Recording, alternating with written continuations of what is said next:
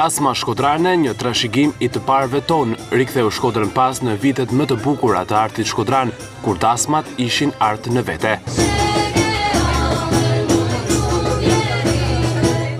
Ishin artistët e rinj të qytetit dhe udhëheqësi artistik Lorenzo Radovani, të cilët për 3 orë me radhë na kujtuan ceremonialin tradicional të dasmës me këngët e vjetra dhe tekstet poetike, të cilave i kushtohen djalit dhe vajzës që kanë vendosur të bashkojnë fatet e tyre. Arritëm qëllimit ishte një mramje mjaft ambicioze të thjesht vërtetës, shumë numra, shumë materiale të traditës hershme, po që do thoja për një pjesë madhe të këtyne djemve dhe vajza që interpretuan sonde. Janë të reja, janë të panjohura, janë të pa gëlltitura siç duhet.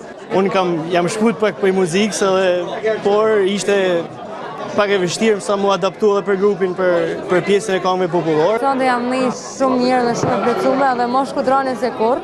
Edhe realisht ka pas këngë që nuk i kam ditë edhe më duket sikur edhe ka kanë si mësim edhe si shkollë e vogël shumë e bukur për mua.